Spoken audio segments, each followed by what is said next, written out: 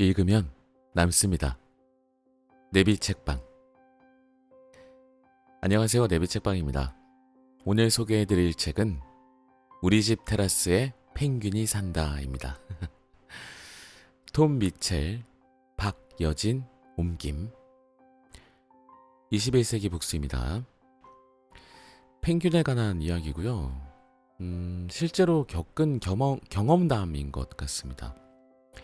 그래서 어떤 내용들이 또 담겨 있는지. 이게 미국, 영국 베스트셀러였대요. 아마존에서 분야 1위였다고 합니다.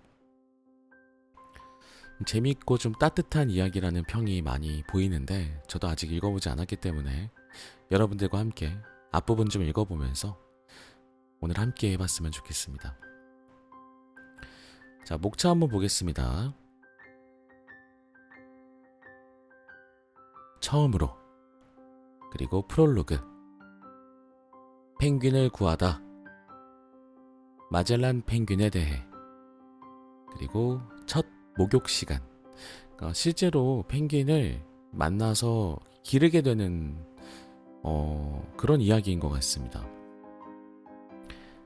포클랜드 또는 말비나스, 이상한 동행, 물고기를 먹자.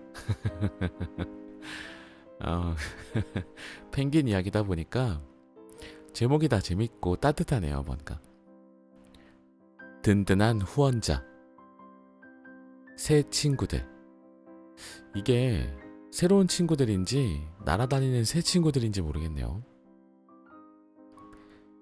귀중한 선물을 받다, 테라스 고민 상담소, 동물원에 가다, 럭비팀 마스코트, 마리아의 집을 방문하다, 발데스 반도의 펭귄을 찾아서, 나만의 엘도라도, 소년과 펭귄의 교감, 그리고 행복하게 살았답니다. 아스타 라비스타.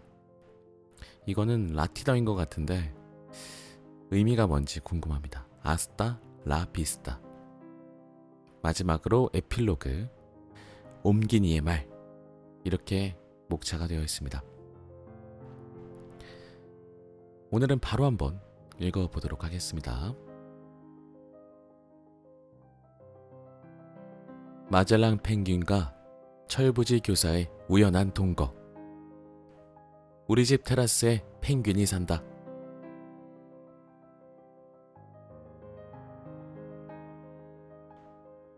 프롤로그.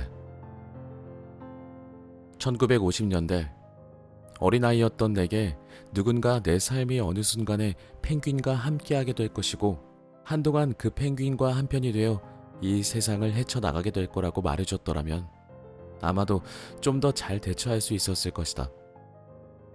내 어머니도 이셔에 있는 집에서 악어 3마리를 키우셨다. 악어를 키우는 집. 네, 흥미롭습니다.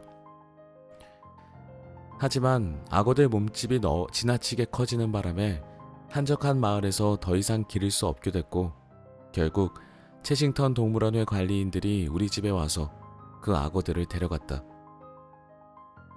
어머니가 처음부터 작정하고 악어들을 기른 것은 아니다.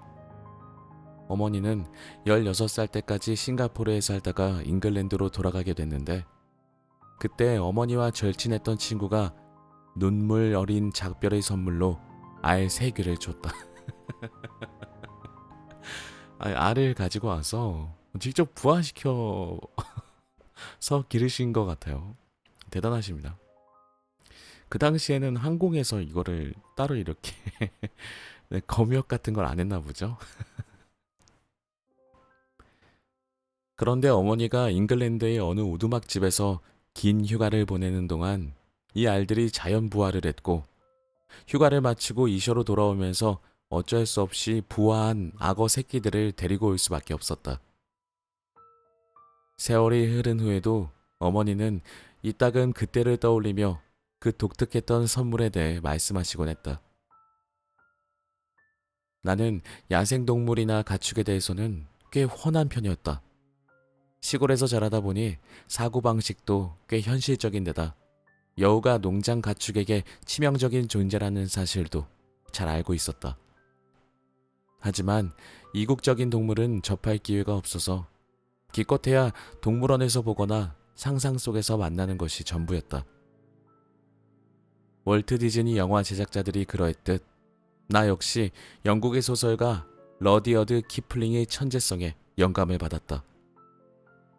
나는 그의 소설 정글 이야기와 킴을 완벽하게 구분할 줄 알았고 50년 후의 내 학창 시절과 매우 비슷했던 그의 학창 시절의 일화들도 줄줄 꿰고 있었다. 그렇다. 나는 에드워드 시대의 사고방식을 지닌 구시가이였다. 1900년대에서 1910년대라고 합니다. 부모님은 각각 영국의 다른 지역에서 태어나셨고 조부모님과 삼촌, 이모와 고모, 사촌들은 뉴질랜드, 캐나다, 남아프리카, 인도, 지금은 스리랑카가 된 실론, 싱가포르, 로디지아는 짐바브웨라고 합니다. 니아살랜드, 말라위라고 하네요. 등 세계 각지에 흩어져 살고 있었다. 그래서인지 친척들이 사는 나라들은 매우 친숙하게 느껴졌다. 친척들은 1년에 몇 번씩 암흑의 아프리카 같은 영화 속 이야기에 흠뻑 빠져있는 내 상상력을 보돋아주기 위해 먼 나라에서 편지를 보내주곤 했다. 하지만 나는 편지 속의 나라들이 아니라 진짜 미지의 세계를 탐험하고 싶었다. 그런 의미에서 보면 지인도 연고도 없는 남아메리카가 모든 조건에 딱 맞았다. 아무래도 친척들도 각지에 흩어져서 살고 있다 보니까 이 저자분도 어린 시절부터 미지의 땅, 약간 모험의 세계 같은 것을 꿈꾸셨나 봅니다. 그래서 나는 좀 더 크면 남아메리카에 있는 학교로 가리라고 다짐했고 12살 때에는 스페인어 사전을 몰래 사서 스페인어 공부를 하기도 했다. 기회가 왔을 때 언제든 준비가 되어 있고 싶었다. 남몰래 스페인어를 공부하던 때로부터 10년 후 정말 기회가 찾아왔다. 우연히 영국의 교육 관련 잡지인 타임스 에듀케이셔널 서플리먼트에 실린 구인 광고를 보게 된 것이다. 구인, 아르헨티나 기숙학교 교사 라고 적힌 광고를 보자마자 내게 더할 나위 없는 자리임을 직감한 나는 그 길로 우체국에 달려가 30분 만에 입사 지원서를 작성해서 보냈다. 지원서에 당장이라도 대서양을 건널 준비가 되어 있으며 내가 최적임자이니 다른 사람은 더 찾아볼 필요가 없을 거라고 썼다. 분명 내게 가장 잘 맞는 길이라는 생각이 들었다. 물론 그곳의 정치, 경제적 상황에 대해서도 충분히 공부를 해두었다. 외교부에서 일하는 삼촌 덕에 아르헨티나의 친페론 정부, 후안 페론 대통령을 말하는 것 같습니다. 친페론 정부의 취약점에 대해서도 알게 됐다. 내가 얻은 정보에 따르면 아르헨티나의 또 다른 군부에 의한 유혈 쿠데타가 일어날 가능성이 컸다. 도시 곳곳에서 테러가 만연했고 일상적으로 살인과 유괴가 자행되고 있었기 때문이다. 이런 무질서한 상황에서 질서를 잡을 수 있는 것은 군 세력뿐이라는 생각이 아르헨티나 전역에 팽배해 있었기 때문에 쿠데타가 일어날 가능성이 그 어느 때보다도 높았다.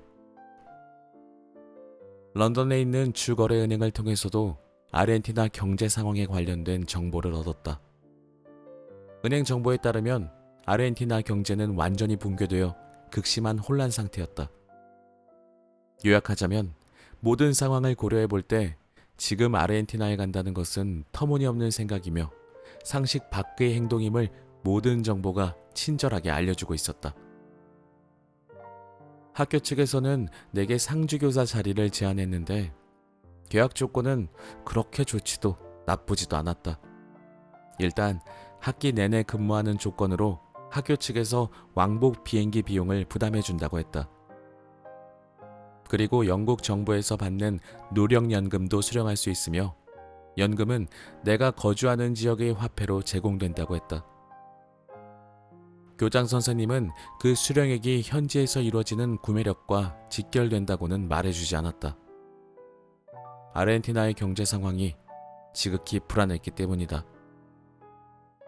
하지만 내 월급은 다른 동료 교사들과 비슷한 수준이었고 학교에 있는 동안 식사와 숙소도 제공됐다. 나는 그걸로 충분했다. 저자분께서는 돈, 연봉만을 생각하진 않으셨던 것 같아요. 물론 젊었을 때 할 수 있는 일이다 라고 생각할 수도 있지만 본인이 하고 싶었던 일을, 꿈꿔왔던 일을 하기 위해서 연봉보다는 내가 그 나라에서 어느 정도로 살아갈 수 있을지 조사도 하고, 그리고 그 꿈을 이루기 위해서 그냥 바로 실행하시지 않았나 싶네요. 혹시 모를 응급 상황을 대비해 잉글랜드행 비행기표를 구매할 수 있는 돈을 계좌에 넣어두었다. 그러니까요.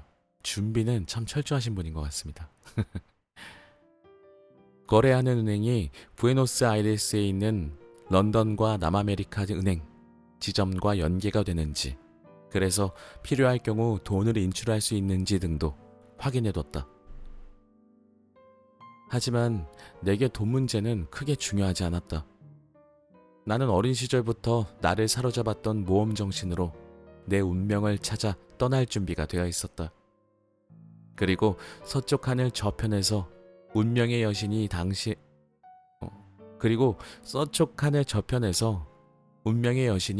당시에는 태어나지도 않은 내 자손들에게 들려줄 어마어마한 이야깃거리를 제공해줄 친구이자 여행 동반자인 펭귄 한 마리를 내게 점주해줬다. 문장이 죄송합니다. 잘 읽었어야 되는데 좀 길고 그냥 어려웠어요.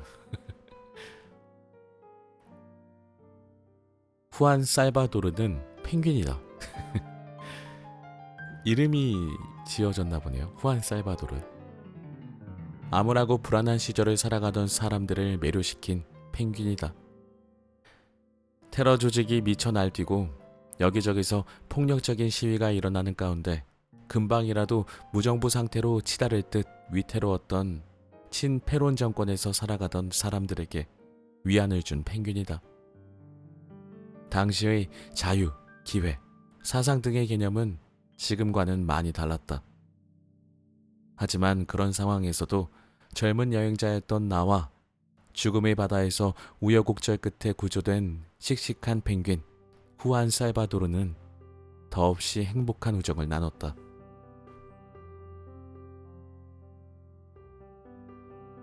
펭귄을 구하다. 하나의 모험이 끝나는 길은 새로운 모험의 길로 이어지고,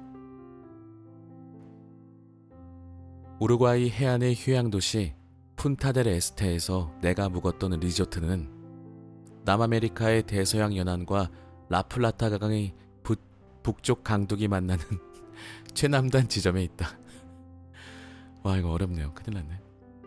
푼타델 에스테는 우루과이의 수도 몬테비데오에서 죄송합니다.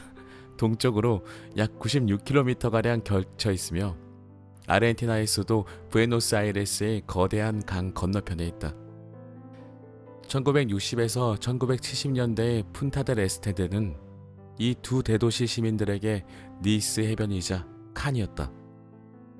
사람들은 여름 휴가를 보내기 위해 뜨거운 도심을 벗어나 푼타델 에스테를 찾았고, 그곳에서 바다가 내다보이는 고급스러운 펜트하우스며 아파트들이 줄지어 들어서 있었다. 아마 지금도 푼타델 에스테는 휴양지일 것이다. 어느 날 내게 이 휴양지의 전망 좋은 아파트에 머물 기회가 생겼다. 친구 벨라미스가 한겨울에는 사용하지 않는다며 우루과이에 있는 휴가용 아파트를 내게 빌려준 것이다. 나는 파라과이에 얼마간 머물렀다가 웅장한 이과수 폭포를 돌아보고 아르헨티나를 거쳐 우루과이의 아파트로 왔다. 몇 주 동안의 여행으로 피로와 긴장이 쌓였기 때문에 푼타델 에스테에서 보내는 조용한 휴가는 더없이 만족스러웠다. 느긋하게 휴가를 보내고 떠나기 전날 오후 늦게 아파트에 들어왔다. 다음날 아침에 떠나려면 아파트도 치워놓고 짐도 꾸려야 했기 때문이다. 다음날 정오에 플라테강을 건너는 배를 예약해 두었는데 그 배를 타려면 새벽 5시 45분에 푼타데레스테에서 출발해 몬테비데오로 가는 마을버스 콜렉티보를 타야 했다. 콜렉티보 운전기사들은 온갖 장신구들과 행운을 빌어주는 부적들을 버스 내부에 주렁주렁 걸어놓는데 장신구들이 어찌나 많이 걸려 있는지 버스 타이어가 더 닳지 않을까 하는 걱정마저 들었다. 아무튼 짐을 꾸리고 친구의 아파트를 청소하고 구석구석 점검을 마친 나는 마지막 저녁 식사를 하기 전에 바닷가를 한 번 더 산책하기로 했다. 리조트 서쪽에 있는 항구는 낚싯배와 유람선 몇 척만 정박할 수 있을 정도로 작았다. 그날도 작은 배들이 계류용 밧줄에 묶인 채 잔잔한 물결을 타고 부드럽게 넘실대고 있었고 그 풍경과 잘 어울리게 선주들이 배와 이어진 작은 수상다리를 오가고 있었다. 대서양을 마주보고 있는 항구는 동쪽은 늠름하게 잘 막아줬지만 서쪽은 미풍도 막아주지 못했다. 이 작고 평화스러운 요새의 공기는 갈매기들의 울음소리와 닷줄 오르내리는 소리, 물고기 냄새로 가득했고 그 사이로 겨울 햇살이 평온하게 내리쏘고 있었다. 사파이어 빛깔의 바다와 짙푸른 하늘빛 때문에 갈매기와 배, 해변의 집들이 더욱 선명하게 보였다. 하지만 내 관심을 사로잡은 것은 차갑고 투명한 물속의 물고기들이었다. 특히 포식자를 요리조리 피해 다니기도 하고 두 집단으로 나뉘었다가 순식간에 다시 한 무리를 이루며 항구 주위를 신나게 헤엄쳐 다니는 청어떼의 모습은 장관이었다. 몸에 부딪히는 햇살을 무지개 빛깔로 반사시키는 마치 오로라처럼 빛나는 물고기떼의 향연은 형언할 수 없이 아름다웠다. 녹슬고 오래된 연료통 옆에 그리고 물결 모양의 양철 지붕 아래에서 탄탄한 근육질의 여인이 단단한 대나무대 녹색 그물을 야무지게 엮어서 만든 커다란 어망으로 밥벌이 감인 생선을 걷어 올리고 있었다. 흐뭇한 미소를 짓고 있는 여인은 가죽 앞치마에 고무장화를 신었지만 맨손이었다. 갈색 스카프를 두른 여인의 얼굴에는 세월의 풍파가 깊게 패어 있었다. 여인의 옆에는 3개의 커다란 나무통이 있었고 통마다 청어가 가득했는데 아마 여인이 짓고 있던 만족스러운 표정은 그득한 청어 때문인 듯 싶었다. 여인이 발목 높이까지 수북이 쌓여 펄떡펄떡 뛰는 청어떼 한가운데 서서 물에 들이운 어망을 건질 때마다 싱싱한 은빛 물고기들이 딸려 올라왔고 그때마다 갈매기떼가 덤벼드는 통에 여인은 갈매기를 향해 연신 소리를 질러댔다. 그러고 나서 여인은 이가 다 빠져 잇몸만 훤히 보이는 한박 웃음을 지으며 물고기들을 나무통에 치웠고 채 떨어지지 않는 물고기들은 손으로 일일이 떼어냈다. 장갑을 끼지 않고 맨손 작업을 하는 것도 물고기들을 떼어내기 위해서인 것 같았다. 거무스름한 등에 제비꼬리를 한 갈매기들은 바다 위 약 3m 상공에서 빙빙 맴돌다가 갑자기 물속으로 쑥 들어갔다. 잠시 후 은빛으로 반짝이는 청어를 물고 수면 위로 힘차게 올라와서는 부리에 물고 있던 물고기를 날름 먹어치웠다. 해변에는 한가롭게 논일고 있는 펭귄들도 있었다. 물고기를 잡기 위해 물속으로 들어갔다가 이내 물고기를 물고 수면 밖으로 나오는 자태가 어찌나 날래고 노련하던지 눈을 뗄 수가 없었다. 물고기 사냥에서 펭귄은 갈매기보다 훨씬 더 노련한 사냥꾼처럼 보였다. 몸을 비틀었다가 휙 돌리며 믿을 수 없이 민첩하고도 유연하게 물살을 가르며 눈앞의 물고기들을 휙휙 낚아올리는 실력은 가히 일품이었다. 경이로운 실력의 포식자 앞에서 청어들은 숫자만 압도적으로 많을 뿐 속수무책이었다. 그런데 이상하게도 이 수월하고도 풍성한 진수성찬을 즐기는 펭귄은 그다지 많지 않았다. 나는 그 사냥 장면을 더 오래 지켜보고 싶었지만 펭귄들이 헤엄쳐 가버리는 바람에 발길을 돌려 동쪽 방파제로 향했다. 바다에서 밀려온 작고 하얀 파도들이 방파제벽 앞에서 끊임없이 부서져 내렸다. 고즈넉한 오후, 휴가지에 있었던 이런저런 일들을 떠올리며 해변을 산책한 지 10분에서 15분쯤 됐을까. 내 눈에 충격적이고도 비통한 광경이 들어왔다. 처음 내 눈에 들어온 것은 움직임이 없는 검은색 물체였다. 처음에는 얼마 되지 않는 줄 알았다. 그런데 다가가서 보니 그 수가 어마어마했다. 검은색 카펫을 깔아놓은 듯 검은 사체들이 해변을 온통 뒤덮고 있었다. 검은 기름을 뒤집어 쓴 펭귄들이 바다 수위를 표시하는 기둥부터 북쪽 해안을 따라 끝도 없이 길게 누워 있었다. 펭귄들은 끈적거리고 역겨운 기름과 타르의 숨통이 막힌 듯 기름 범벅이 된 채로 죽어 있었다. 무섭고 잔인하고 끔찍한 광경이었다. 생명에 대한 모독 행위는 둘째치고라도 앞으로 문명이라는 미명하에 얼마나 더 끔찍한 일들이 자행될지를 생각하니 암담했다. 조금 전 항구에서 물고기가 그렇게 많은데도 그 진수성찬을 즐기는 펭귄들이 얼마 되지 않았던 것도 그제야 이해가 갔다. 그 펭귄들은 이 죽음의 기름을 피할 수 있었던 몇 안 되는 운 좋은 녀석들이었다. 도대체 얼마나 많은 펭귄이 죽어 있는지 파악해보기 위해 무거운 마음으로 폐허처럼 죽음이 뒤덮인 해변을 따라 걸었다. 하지만 죽은 펭귄의 수를 헤아리는 것은 불가능했다. 기껏해야 펭귄 사체 더미 수만 헤아릴 수 있을 정도였다. 파도가 한번 밀려들어올 때마다 작은 산처럼 쌓여있던 펭귄 사체 더미가 무너져 내렸고, 새로 밀어닥친 파도에는 검은 기름을 뒤집어 쓴 또 다른 펭귄들이 한 무더기씩 실려 들어왔다.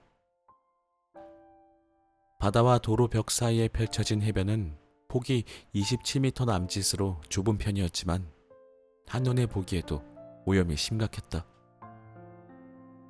수천 마리의 펭귄들이 수백만 년 전부터 조상 대대로 이동해오던 길을 따라 북쪽으로 이동하다가 이런 참변을 당했으리라. 지금 생각해보면 그날 내가 왜 그 해변을 따라 계속 걸었는지 모르겠다. 그 끔찍한 참상의 끝이 어디인지 확인하고 싶어서였는지도 모른다. 당시 나는 세계 어디에서도 기름 유출 사고가 있었다는 뉴스를 듣지 못했다. 하지만 당시만 해도 유조선 관련 규제들이 덜 엄격했고 세부적인 규제 사항들도 거의 최소한의 의무 정도 수준이었기에 이런 일들은 흔하게 있었을 수도 있다. 유조선들은 목적지에 도착하면 화물을 내리고 또다시 기름을 싣기 위해 바다로 이동하던 중 기름 탱크를 그냥 바닷물에 씻었을 것이다. 결국 이런 사건들이 자주 벌어지면서 규제가 생기고 관련법들이 생겨났다. 그날 내가 해변에서 목도한 광경은 서로 다른 종족들이 만나면서 빚어진 끔찍한 참사였다고 생각한다. 해마다 본능에 따라 이동하는 철새들이 인간의 무관심과 탐욕 때문에 바다 위에 버려진 어마어마한 기름과 만났을 때 생길 수 있는 결과는 오직 하나, 펭귄의 전멸이다. 이는 두 종족이 만나 생길 수 있는 결과 중에서도 가장 끔찍한 결과이자 무슨 일이 벌어질지 너무도 잘 알면서 적당한 합리화나 묵인화에 저지른 의도적인 행위의 결과이다. 나는 죽은 새들을 자세히 들여다보기가 영 거북스러워 일부러 걸음을 재촉했다. 그런데 시야 한편에서 언뜻 미약한 움직임이 느껴졌다. 그 움직임은 바다의 흰 거품 쪽이 아니라 움직임이라곤 전혀 포착되지 않았던 검은 해변에서 느껴졌다. 나는 걸음을 멈추고 움직임이 느껴지는 곳을 주시했다. 착각이 아니었다. 대견하게도 펭귄 한 마리가 살아있었다. 온통 죽음뿐인 그곳에서 유일하게 고군분투하고 있는 단 하나의 생명이었다. 내 눈을 믿을 수 없었다. 다른 새들은 모두 기름과 탈에 전멸당했는데 어떻게 저 새만 살아남을 수 있단 말인가? 그 펭귄은 다른 펭귄들처럼 타르를 뒤집어 쓴 채 해변에 엎드려서 머리를 들고는 날개를 파닥거렸다. 큰 동작은 아니었지만 분명 머리와 날개를 경련하듯 움직였다. 그것은 죽기 직전의 마지막 고통의 몸부림처럼 보였다. 나는 잠시 그 새를 지켜봤다. 어떻게 이 유독한 석유와 숨통을 쥐어오는 타르에 묻혀 서서히 꺼져가는 한 생명을 외면할 수 있단 말인가. 결국 나는 가능한 한 빨리 새의 고통을 없애주기로 하고 그 펭귄을 향해 걸어갔다. 내 발 아래 죽은 새들이 밟히지 않도록 최대한 조심조심 발을 내디뎠다. 서서히 고통 속에서 죽어가는 펭귄에게 어떻게 하면 고통을 주지 않고 단번에 최후의 일격을 가할 수 있을지에 대한 구체적인 계획은 세우지 않았다. 아니, 정확히 말하면 계획 자체가 아예 없었다. 하지만 살아남았다는 점을 제외하면 다른 수천 마리의 죽은 펭귄과 다를 바 없던 그 펭귄이 살기 위해 온몸으로 사투를 벌이는 모습을 보니 조금 전의 다짐이 사라져버렸다. 내가 다가가자 펭귄은 빠르게 부리를 움직이며 끈적거리는 타르로 범벅이 된 날개를 파닥이더니 마치 제2의 삶을 시작하기 위해 맞서 싸울 준비가 되어 있기라도 하듯 두 발을 땅에 딛고 일어섰다. 거의 내 무릎 높이의 크기였다. 좀 감동스럽습니다. 다행이다. 나는 잠시 가던 걸음을 멈추고 다시 주변 펭귄들을 둘러봤다. 내가 잘못 본 것일까? 다른 펭귄들도 모두 살아있는 게 아닐까? 그냥 잠시 쉬면서 회복하고 있는 건 아닐까? 나는 엎드려 있는 펭귄의 몸을 뒤집어 봤다. 생명의 기척이 전혀 느껴지지 않았다. 옆에 널브러진 다른 펭귄들도 마찬가지였다. 깃털과 목은 타르로 범벅이 되어 있었고 부리 밖으로는 끔찍하게 뒤틀린 혀가 삐죽이 나와 있으며 눈은 오물로 뒤덮여 있었다. 끈적거리며 역겨운 냄새를 풍기는 검은 물질이 새들을 뒤덮었을 것이다. 바다에서 풍기는 악취가 서풍에 실려오지 않았더라면 나도 그쪽으로 가지 않았을 것이다.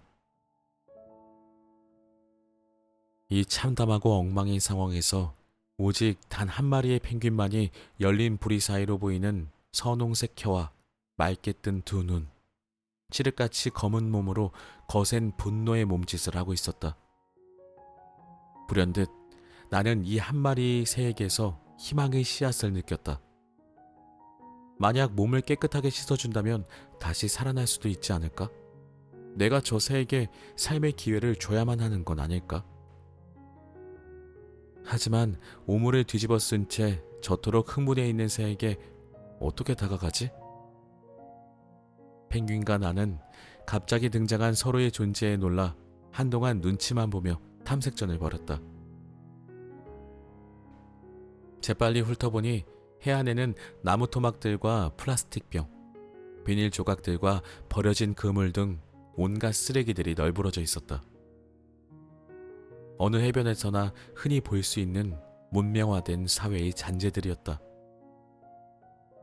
주머니를 뒤져보니 사과 한 알이 들어있는 작은 봉지가 있었다. 내가 움직이자 펭귄은 배를 보이며 뒷걸음질을 치다가 마치 자세를 고쳐잡기라도 하듯 엉덩이를 흔들었다. 일단 나는 급한 대로 바다에서 빌려온 잡동사니와 해변의 쓰레기 중 뭔가 도움이 될 만한 것들을 모았다. 그러고는 검투사처럼 신중하게 목표물을 향해 다가갔다. 녀석은 새로운 위협을 감지한 듯 최대한 몸을 쭉 늘이며 일어섰다. 나는 그리스 신화에 등장하는 영웅 아킬레스처럼 용맹하고도 민첩하게 그물을 빙빙 돌리며 펭귄의 주위를 산만하게 했다. 어떻게든 구하고자 하는 마음이 보입니다. 그리고 한순간 그 그물을 펭귄의 머리 위로 휙 던지고는 막대기를 이용해 그물로 녀석의 몸을 감쌌다. 일단 펭귄이 꼼짝 못하도록 잡아둔 다음 사과가 들어있던 봉지를 장갑처럼 손에 끼고 녀석의 발을 잡았다. 시간이 없어 봉지 안에 있던 사과는 먹지 못했다. 사과를 희생했네요. 그리고 온몸을 뒤틀고 비집으며 필사적으로 탈출하려고 몸부림치는 녀석을 들어올렸다. 내 몸과 적당히 거리를 유지하며 펭귄을 들고 있자니 그 무게가 생생하게 느껴졌다. 생전 처음 느껴보는 펭귄의 무게였다. 나는 4.5kg 정도 되는 녀석을 들고 벨라미스의 아파트로 걸음으로 옮겼다. 녀석을 들다가 팔에 힘이 빠져서 그 날카로운 부리와 내 몸이 조금이라도 가까워지면 녀석은 내 다리를 사정없이 쪼아댈 것이고 내 몸도 온통 타르 범벅이 될 것이다. 나는 혹여 새를 다치게 하진 않을까, 혹시 나 때문에 이 새가 죽음의 공포를 느끼고 있진 않을까 전전긍긍하면서도 한편으로는 새에게 팔을 물리지 않으려고 바짝 정신을 차렸다. 아파트까지 좋기 1.6km 이상 되는 거리를 걸어갈 생각을 하니 보통 일이 아닌 듯 싶었다.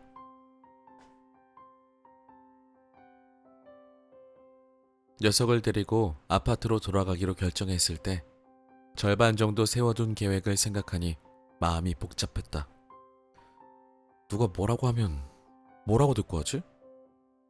우루과이에서 타르를 뒤집어씌운 펭귄을 이렇게 막 주워가도 되는 건가? 당시 남아메리카의 국가 대부분은 경찰 국가였기에 내가 그곳에서 조류 구조에 관한 법률을 어긴 죄로 억류된다 하더라도 딱히 이의를 제기할 수 없는 그런 시절이었다. 하지만 나는 울퉁불퉁한 해안도로를 달리면서 어쨌거나 이 펭귄을 깨끗하게 씻어주기라도 해야겠다고 생각했다. 기억을 더듬어 보니 어렸을 적 해변에서 놀다가 수건에 타르가 묻었을 때 그것을 없애기 위해 버터를 사용했었다. 게다가 지금 가고 있는 아파트 냉장고에는 버터는 말할 것도 없고 올리브 기름과 마가린 그리고 세제까지 있었다. 내 팔 길이만한 새를 들고 달리자니 팔이 너무 아파서 수시로 팔을 바꿔가며 들었다. 처음에는 펭귄의 다리를 잡았는데 극도로 흥분한 녀석이 다치지나 않을까 걱정되어 녀석의 다리 사이에 손가락을 넣어 더 단단히 잡았다. 녀석도 그런 자세가 편하진 않았을 것이다. 우여곡절 끝에 우리는 누구도 다치지 않고 무사히 목적지까지 왔다. 녀석은 나를 공격하기 위해 최선을 다했지만 다행히 내게 상처를 입히지 못했다. 그리고 나 역시 오는 길에 녀석을 그냥 버려두고 싶다는 유혹에 굴복하지 않았다. 무겁기도 하고 무섭기도 했겠죠. 그리고 아까 얘기한 대로 이 녀석을 구조했을 때 관련 법규를 어기진 않나 라는 걱정도 좀 되셨을 것 같아요. 다음 난관은 계단 및 관리실에 있는 꼬장꼬장한 관리인 앞을 어떻게 통과하느냐 하는 것이었다. 내가 머물던 아파트의 관리인은 사람들이 아파트 출입문을 드나들 때마다 굶주린 경비견처럼 득달같이 달려나오곤 했다. 마치 모든 방문자가 믿지 못할 사람이라도 되는 양 말이다.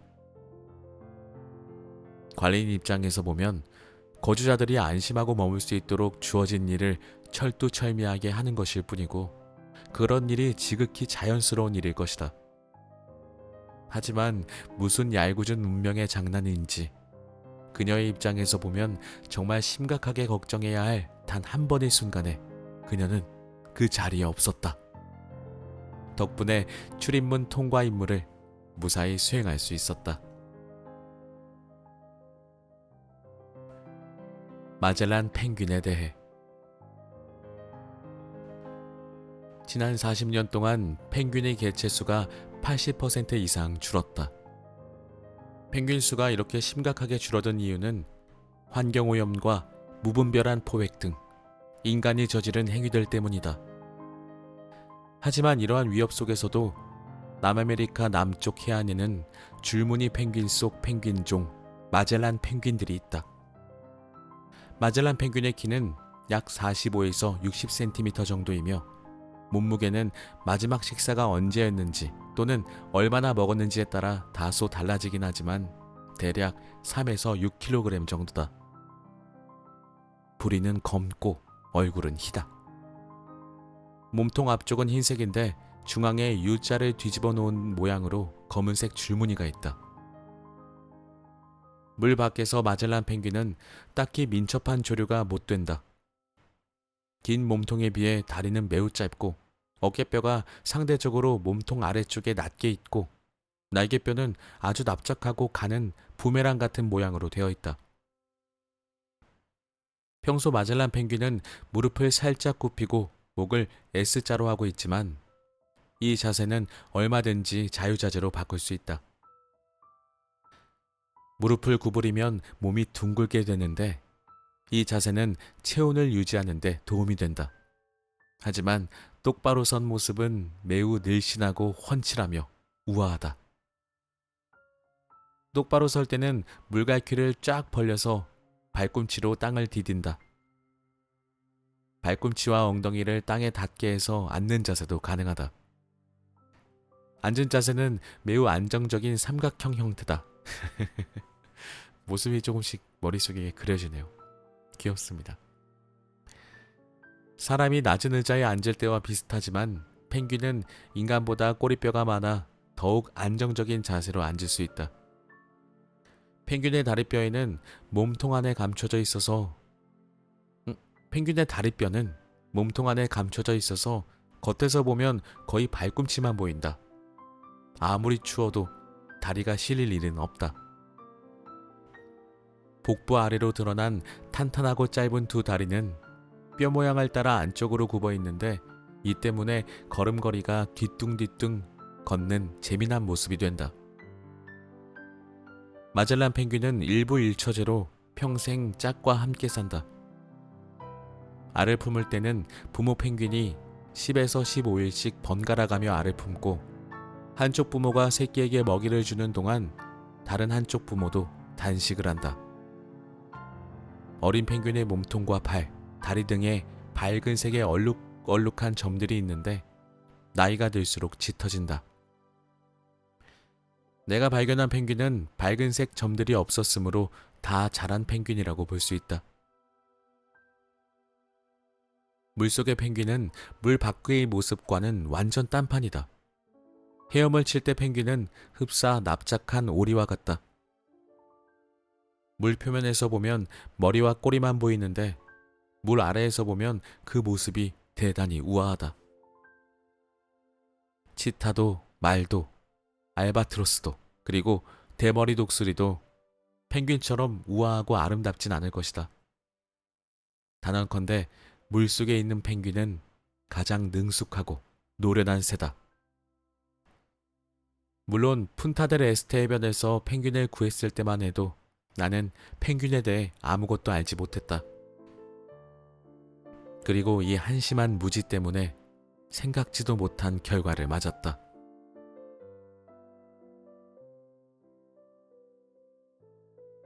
첫 목욕 시간.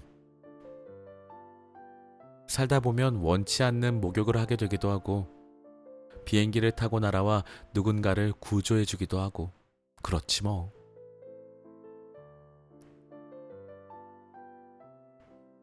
펭귄을 구해야 한다는 생각에만 사로잡혀 그렇게 하긴 했는데 아파트에 들어서서 주위를 둘러보니 막상 이 펭귄을 어떻게 씻겨야 할지 막막했다. 벨라미스의 집은 잡지 광고에나 나올 법한 고상하고 우아한 고급 아파트로 도무지 기름 범벅이 된 펭귄을 데려올 재만한 장소가 아니었다. 가만히 생각하니 친구의 아파트에 값비싼 장식들을 엉망진창으로 만들어 그걸 변상하느라 경제적 타격을 입을 내 처지가 매우 현실적으로 와닿았다.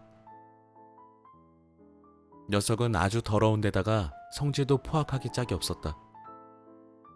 치과에서 사용하는 작은 절단기처럼 생긴 부리를 달고 있는 녀석은 내게서 벗어나기 위해 쉴 새 없이 격렬하게 몸을 뒤틀며 발버둥을 쳐댔다. 잠시 나는 나중에 후회할 일을 무모하게 버리지 말고 차라리 이 녀석을 다시 해변에 가져다 놓을까도 고민했다. 다치게 하거나 기절시키지 않고도 펭귄을 얌전하게 가두어 놓고 씻길 수 있는 방법은 없을까? 문득 좋은 수가 떠올랐다.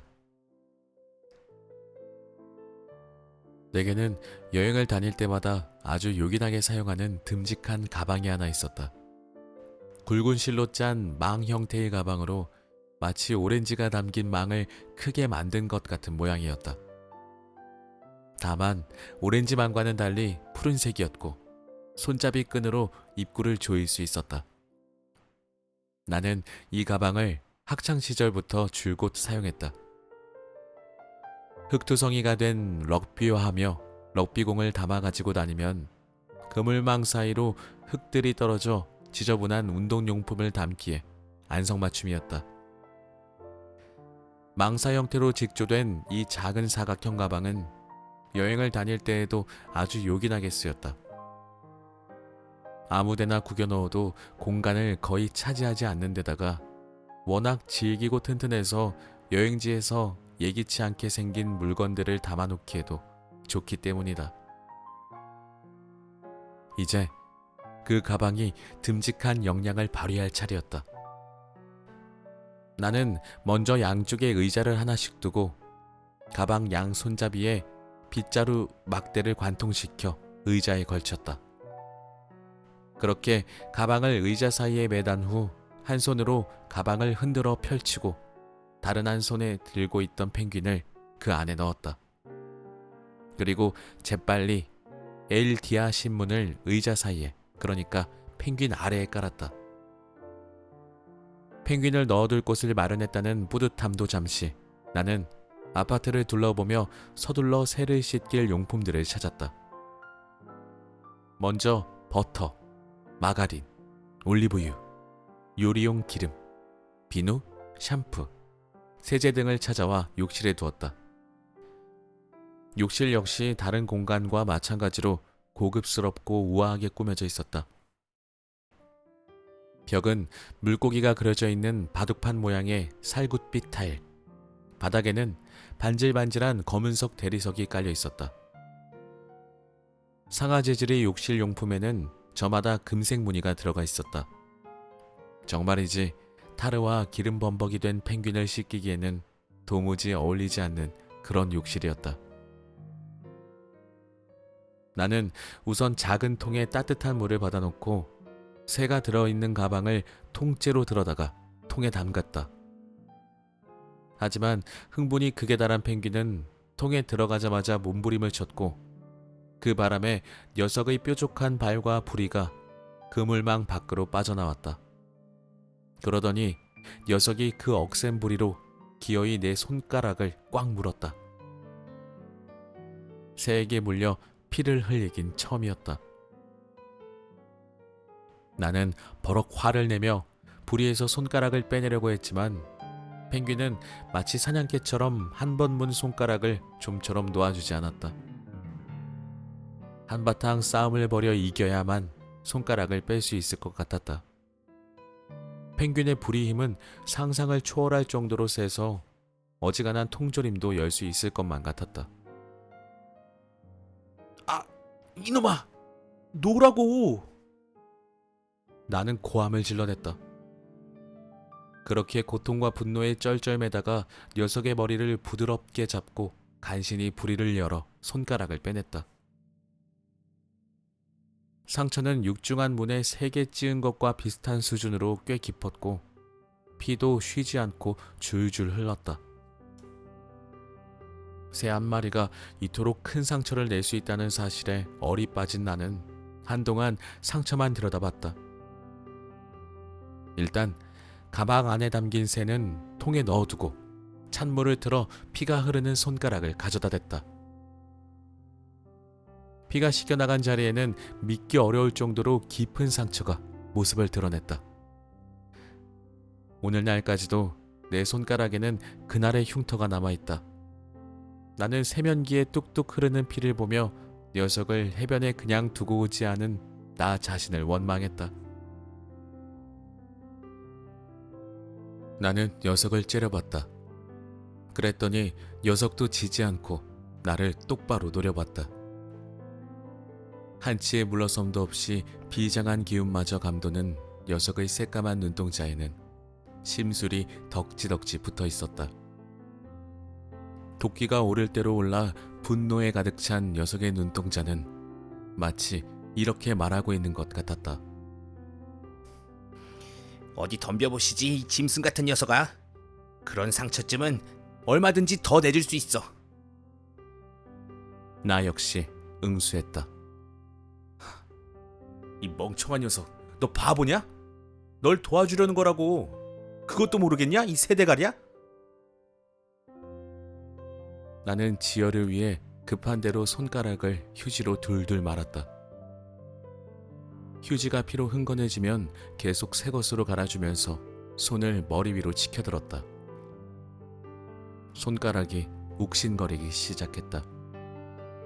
혹시 펭귄이 나쁜 질병을 옮기는 것은 아닌지 걱정도 됐다. 그렇게 15분가량 씨름하고 나니 피가 멈췄고 그 부위를 거즈 붕대와 반창고로 대충 감쌌다.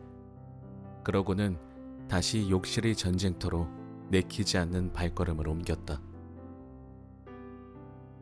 이제 지금껏 했던 것보다 더 효과적인 방법으로 녀석을 제어해야 한다는 것이 분명해졌다. 그동안 적을 과소평가했다. 기껏해야 작은 새라고 얕잡아봤던 녀석은 알고 보니 둥지를 사수하는 검독수리처럼 크고 위험한 존재였다. 이번에는 녀석을 제대로 고정시켜야 했다. 먼저 가방 손잡이 끈을 조여 불이나 발로 나를 무자비하게 공격하지 못하도록 했다. 그리고 다시 양 의자 사이에 가방을 걸쳐놓고는 미리 준비해둔 붕대로 녀석의 다리를 단단히 감아 고정시켰다. 그 와중에도 녀석의 부리는 연신 허공을 쪼아대며 반항을 멈추지 않았다. 펭귄의 다리는 상상한 것보다 훨씬 더 튼튼하고 강인한 데다가 발톱 또한 독수리 발톱 못지않게 날카로워 인간의 피부 정도는 쉽게 찢을 수 있다. 재미있게도 펭귄 다리의 아랫부분은 조류보다는 원숭이에 가깝다. 살집도 있고 근육도 잘 잡혀 있으며 움직임도 매우 능수능란하다. 그래서 붕대를 감을 때에는 펭귄의 부리가 닿지 않는 뒤쪽에서 묶었다. 펭귄이 가방 속에서 퍼덕거리며 무력하게 목욕을 당하는 동안 나는 다른 한 손으로 신문지를 들고 짐승 같은 힘을 발휘해 펭귄의 머리를 잡았다. 목욕용품을 찾다가 발견한 탄탄한 고무줄로 부리도 칭칭 감았다. 혹 녀석의 콧구멍을 막지 않도록 조심조심 감아 나가다가 날카로운 부리에서 조금 떨어진 지점에서 매듭을 지었다. 펭귄은 몸을 뒤집기 위해 가방 안에서 몸을 비틀고 허공에 발길질을 했지만 내게 닿지는 않았다. 펭귄은 거칠게 숨을 몰아쉬며 쉬지 않고 버둥거렸으며 그때마다 머리와 목에서 맥박이 빠르게 요동쳤다. 하지만 딱히 움켜잡을 것도 발로 찰 것도 없었기에 모두 헛수고였다. 완두콩알 만한 녀석의 눈은 분노와 좌절, 증오로 불룩하게 솟아올랐다. 내 녀석이 감히 분하다. 반드시 복수하마. 내가 복수를 하는지 못하는지 똑똑히 지켜봐. 녀석은 이렇게 말하고 있었다. 어찌나 서슬이 펄었던지 불과 조금 전까지만 해도 죽음의 문턱에 있던 새라고는 믿기지 않았다. 하지만 나는 수의사처럼 최대한 침착하게 대처해야 했다. 내가 제대로 씻기지 못하면 녀석은 죽을 것이다. 알았다고, 이 못된 녀석아. 널 살리려면 어쩔 수 없이 내가 독해져야 한다고. 손가락은 여전히 욱신거리며 아팠고 녀석에게 품었던 일말의 동정심도 흘린 피와 함께 개수대 속으로 말끔히 사라진 후였다. 나는 펭귄의 다리를 단단히 고정시킨 후 날개를 퍼덕이지 못하도록 가방 손잡이를 이용해 날개 쪽 몸통도 묶어버렸다. 마침내 녀석이 잠잠해졌다. 내 마음도 조금은 진정됐다. 나는 물을 받아둔 통에 다시 펭귄을 넣고 씻기기 시작했다. 먼저 등에 액체 세제를 붓고 문질러 씻었다. 부리도 더 이상 위협적인 무기가 아니었기에 몸통 다른 곳에도 세제로 꼼꼼하게 문질렀다. 손가락을 다친 데다가 펭귄이 쉬지 않고 몸을 움직여 쉬운 작업은 아니었지만 가방이 튼튼하게 버텨줘 그나마 수월하게 씻길 수 있었다. 그런데 펭귄도 기진맥진했는지 돌연 태도를 바꾸어 얌전하게 누웠다. 지금 생각해도 신기할 정도로 급작스러운 태도 변화였다. 두려움과 적대감, 분노에 가득 차 있던 상대가 한순간에 매우 협조적이고 고분고분한 동료가 된 것이다. 사실 펭귄의 분노와 적대감도 충분히 이해가 갔다. 잔인하게 죽은 수천 마리의 동료 펭귄 종족을 대표해 가해자였던 인간 종족인 내게 복수심이 일었으리라. 그랬는데 숨을 쉴 수 없을 정도로 몸에 달라붙었던 기름을 닦아주자 별안간 태도를 바꾼 것이다. 마치 내가 자신을 해치려는 게 아니라 기름을 없애주려는 것임을 문득 깨달은 것 같았다. 나는 목욕용 통을 비우고 다시 따뜻한 물을 받았다. 금붕어 어항처럼 부풀었던 녀석의 눈도 가라앉았다.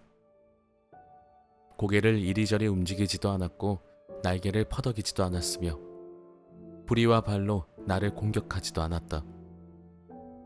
펭귄은 그저 조용히 수도꼭지에서 흐르는 물을 바라보았다. 요동치던 맥박도 차분해졌다. 더 이상 분노에 사로잡혀 나를 공격적으로 노려보지도 않았다. 녀석은 고개를 좌우로 돌리면서 양쪽 눈으로 각각 내게 뭔가를 묻고 있는 것 같았다. 펭귄은 타고난 사냥꾼이다. 펭귄의 두 눈은 정면을 응시할 수도 있고 한쪽 눈으로 먼저 사물을 보고 다른 한쪽 눈으로 다시 그 사물을 보는 조류의 습성도 지녔다. 자, 이제 어쩔 건데? 왜 나를 시켜주는 거지? 이 구역질 나는 오물을 씻는 방법을 알고 있기는 한 거야. 녀석은 이렇게 묻고 있었다. 두 번째로 세제를 붓자 녀석은 더 이상 피하지 않았다. 우리의 관계에 변화가 생겼음을 감지한 나는 위험하긴 했지만 펭귄을 가방에서 꺼내기로 했다. 가방에서 펭귄을 꺼내면 등 쪽 털과 날개를 씻기기가 훨씬 수월했기 때문이다. 예상대로 녀석은 씻기는 내내 날개 한번 퍼덕이지 않고 얌전하게 협조했고 덕분에 온 몸을 구석구석 씻길 수 있었다. 펭귄 깃털에 묻은 기름을 세제로 문질러 모두 씻어낸 다음 끈적거리는 물질을 살살 벗겨내기 시작했다. 씻는 과정이 한 단계씩 끝날 때마다 펭귄은 젖은 몸을 말리는 개처럼 온몸을 부르르 떨며 물기를 털어냈다. 펭귄이 워낙 고분고분하게 굴어준 덕에 나는 부리를 동여맸던 고무줄도 풀고 다리의 끈도 풀었다. 덕분에 목욕이 훨씬 수월해졌다. 녀석은 더 이상 나를 공격하려 들지도 달아나려 하지도 않았다. 다만 호기심에 쉴 새 없이 고개를 까닥거렸다. 녀석은 세제를 묻혀 깃털을 닦아내는 내 손을 뚫어져라 바라봤다. 처음에 한쪽 눈으로 보고 그 다음에 다른 쪽 눈으로 번갈아 보며 목욕 과정을 신중하게 지켜봤다. 녀석은 내가 목욕 업무를 제대로 수행하고 있는지 집중력이 흐트러지진 않았는지 확인하려는 듯 연신 내 얼굴을 빤히 쳐다봤다. 몸에 묻은 기름을 씻어낸 후에는 샴푸로 온몸을 구석구석 여러 번 씻었다. 녀석은 아예 목욕통에서 똑바로 일어서서 내가 씻길 수 있도록 적극 협조했다. 조금도 반항하거나 거칠게 굴지 않았다. 몸에 묻은 비누 거품이나 부리에 묻은 유액을 털어내려고도 하지 않았고, 특히 얼굴이나 눈가처럼 조심스러운 부위를 살살 씻길 때에는 아예 꼼짝도 하지 않았다. 덕분에 버터로 기름과 타르를 말끔히 벗겨낼 수 있었다. 1시간 정도 씻기고 나니 그제야 펭귄의 형체가 드러났다. 반지르르하게 윤기가 흐르진 않았지만 어쨌든 등 깃털도 다시 새까만 본래의 색을 되찾았고, 회색대가 남아있긴 했지만 앞쪽 배 부분도 흰색에 가까운 색을 찾았다. 마지막 헹굴 때 목욕통에 물을 비우고는 다시 채우지 않았더니 펭귄이 나를 빤히 쳐다봤다. 나도 내 작업의 결과를 바라봤다. 그렇게 우린 한동안 마주봤다. 이제 끝난 건가? 다 했지? 됐지? 뭐 빼먹은 건 없겠지? 나는 고개를 들어 천천히 욕실을 둘러봤다. 펭귄이 물기를 털 때마다 떨어진 검은 세제 거품과 기름기 잔뜩 섞인 물이 욕실 벽을 색칠했다. 나는 거울에 비친 내 모습과 내 뒤로 보이는 펭귄을 바라봤다. 펭귄이 그나마 만질 수 있을 정도로 깨끗해지긴 했지만 그렇다고 해서 이 아파트 여기저기를 뛰어다니게 할 수는 없었다. 펭귄을 한 곳에 두기 위해 욕조에 계속 펭귄을 넣어두고는 내 몸을 씻고 욕실도 청소했다. 펭귄도 몹시 지쳤는지 욕조에 배를 깔고 엎드렸다. 그러고는 얼굴과 머리카락에서 물방울을 후두두 떨어뜨리며 샤워하는 내 모습을 빤히 지켜보며 이따금 엉덩이를 흔들었다. 보통 맨 꼭대기층에 위치한 고급 아파트에 타르 범벅이 된 펭귄을 씻는 데 필요한 용품이 구비되어 있는 경우는 흔하지 않다. 벨라미스의 아파트도 예외는 아니었다. 결국 나는 가까운 시장에 가서 종이 타월과 다 써버린 욕실 용품들을 채워놓을 세제들을 샀다. 펭귄의 간식거리로 눈에 띈 것은 정어리 통조림뿐이어서 그 통조림도 한 캔 샀다. 장을 보는 내내 펭귄에 대해 조금이라도 접했던 정보나 다큐멘터리에서 본 내용을 떠올리기 위해 머리를 쥐어짰다. 그러다 보니 조금씩 의구심이 들기 시작했다. 내 머릿속 어디선가 인간이 사용하는 세제로 바닷새를 씻기면 본래부터 깃털에 있던 방수 기능이 사라질 것이고, 그렇게 되면 물속에서 깃털이 푹 젖어 가라앉을 것이라는 우려의 목소리가 들려왔다. 정말 그렇다면 나는 펭귄의 방수 기능을 완전 무결하게 제거해버리는 만행을 저지른 셈이다. 목욕 과정을 하나하나 돌이켜 생각해보니 슬슬 걱정이 되기 시작했다. 도우려는 의욕이 앞서 바닷새를 씻기는 방법에 대한 구체적인 정보도 없이 덜컥 일을 저지르지 않았는가. 요즘 같으면 포털 검색창에 펭귄에 묻은 타르를 제거하는 법이라고 검색하면 되겠지만 당시에 의존할 것이라고는 오직 내 상식과 기억력뿐이었다. 비수기라 휴양지 거리는 한산했다. 인적 없는 거리를 걷다 보니 지금까지 있었던 일과 내가 처한 현실이 뚜렷하게 와닿아 있다. 먼저 나는 부에노스아이레스로 가기 위해 내일 새벽에 일어나야 하고 그리고 다시 일하러 나가야 한다. 이 사실은 변하지 않는다. 그러면 제 기능을 못하게 된 펭귄은 어떻게 해야 하나? 펭귄을 데리고 가진 않을 것이다. 그렇다고 펭귄을 친구의 아파트에 남겨두고 그냥 가는 일은 절대 없을 것이다. 내가 펭귄을 데리고 가려면 펭귄이 탈 오토바이가 필요하다.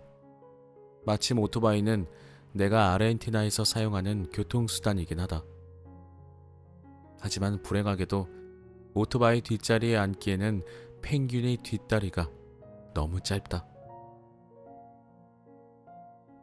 나는 바다 조류를 세제로 씻겼을 때 어떤 결과가 생기는지 그에 대한 정확한 정보가 없기도 하지만 방수 기능이 못쓰게 된다는 사실이 근거 없는 추측일지도 모른다며 합리화하기 시작했다. 그리고 고민 끝에 펭귄을 다시 바다에 놓아주기로 했다. 새학기를 위해 그동안 준비했던 중요한 일들을 제대로 해내려면 그렇게 해야 한다. 이 부분은 의심할 나위 없이 확실했다. 펭귄도 다시 바다로 돌아가 새로운 삶을 기회를 얻을 것이다. 내가 펭귄을 데리고 갈 수는 없는 노릇이고 펭귄도 자기 동족과 함께 있는 편이 더 낫다는 판단이 섰다.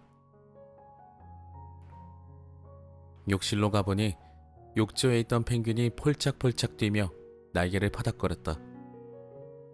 펭귄의 작은 두 눈이 반짝였다. 어디 갔다 이제 와. 한참 기다렸잖아. 도대체 날 여기에 두고 어디서 뭘 하다 온 거야? 녀석이 강아지였다면 꼬리를 살랑살랑 흔들었을 것이다. 녀석은 분명 나를 반가워하고 있었다. 나는 통조림에 부착되어 있는 따개로 통조림을 열고 정어리를 꺼냈다. 그런데 펭귄은 내가 내민 정어리를 거부했다. 정어리를 펭귄의 부리에 넣어주려고 했지만 펭귄은 고개를 요리조리 피했다. 내가 집요하게 주려고 하자 펭귄은 부리를 가슴에 파묻고는 아예 눈을 감았다. 그러더니 갑자기 눈을 번쩍 뜨고는 나를 똑바로 쳐다봤다. 맛 좀 봐. 너한테 주려고 사온 정어리야. 펭귄에게 말했다. 에이, 저리 치워. 이 쓰레기 같은 건 도대체 뭐야? 결국 정어리는 포기한 채 펭귄의 몸을 종이 타월로 닦아 물기를 없애줬다. 그리고 사라져버렸을지도 모를 방수 기능을 되살려주기 위해 온 몸에 버터와 올리브 기름을 열심히 문질러 발라줬다. 일단 내 주변에서 동원할 수 있는 모든 방수 가능한 재료를 이용해 펭귄의 털에 흠뻑 스미게 발라줬고 어느 정도 만족스럽게 발라진 후에는 호텔 관리인의 눈을 피하기 위해 펭귄을 쇼핑백에 넣었다. 펭귄과 나는 조용히 아파트를 빠져나와 바다로 향했다. 네, 오늘의 책은 여기까지 읽도록 하겠습니다. 펭귄을 우연하게 만나게 된 어떤 한 사람의 이야기입니다. 펭귄을 구조하기 위해서 본인이 가지고 있는 지식을 동원해서 펭귄을 지금 씻기고 정어리 통조림까지 준비했지만 일단 펭귄이 먹지 않았어요. 아무래도 아직까지는 스트레스를 좀 많이 받은 상태가 아닐까 싶은데요. 앞으로 일어날 이야기들이 또 얼마나 또 흥미진진할지 기대가 됩니다. 너무나도 재미있고 흥미로운 그런 이야기가 아닌가. 이게 실제 이야기라면 더더욱 나중에 많은 감정들을 느낄 수 있을 것 같아요. 자, 오늘의 책 우리 집 테라스에 펭귄이 산다는 여기까지 소개해드리도록 하겠습니다. 여러분들께서 직접 읽어보시면 더 좋을 것 같습니다. 다음 시간에도 더 좋은 책으로 찾아뵙도록 하겠고요. 들어주신 여러분들 모두 감사드립니다. 다음 시간에 뵙겠습니다. 감사합니다.